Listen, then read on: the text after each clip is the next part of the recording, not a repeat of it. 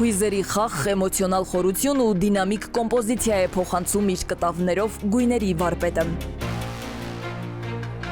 Աբովյանի հայ եւ ռուս ժողովուրդների բարեկամության թանգարանում ներկայացված են գեղանկարիչ Սամվել Սևադայի 80-ից ավելի գործեր։ Կույսի համաստեղություն խորագրով հետահայաց ցուցահանդեսին արվեստագետը երկար է պատրաստվել եւ կյանքի կոչել իր ծննդյան 75-ամյակին, նաեւ նվիրել Աբովյան քաղաքում իր 50-ամյա աշխատանքային ստեղծագործական ուղուն։ Ներկայացրել եմ 50 տարի առաջվա գործեր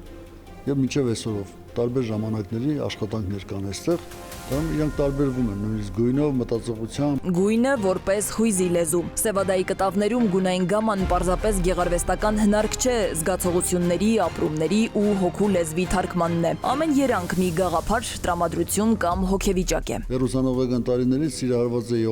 օխրա գույներին, այդպեսի գորշ գույներով էի նկարում եւ շատ սիրում էի։ Դրանից հետո անցավ մի շրջան, որ սկսեցի սյուրռեալիստական նկարներ նկարել, որ շատ տարված էի Սալվադոր Դալիի գործերով։ Այս վերջի տարիները ավելի գունեղ, ավելի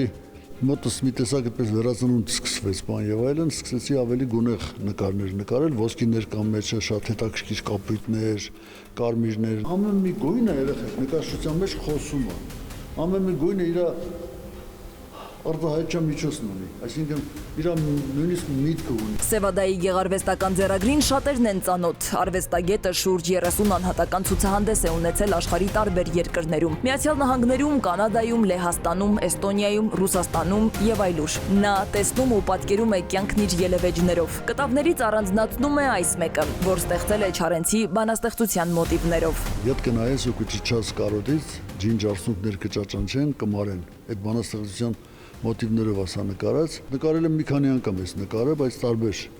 վարիացիաներով։ Լույս, գույն ու դրական էմոցիաներ է ուզում փոխանցել գեղանկարիչը բոլոր արվեստագետներին։ Սևադայի կտավների հետ ակամայից զգում ես, որ գույները ոչ միայն ոգեշնչող են, այլև խոսում են քեզ հետ, լցնելով հոգիդ, դարձնելով նրա արվեստը յուրահատուկ, ճանաչելի եւ ինքնատիպ։ Սվետլանա Ավդիշյան, Զոհրաբ Քարամյան, ժամը լրատվական։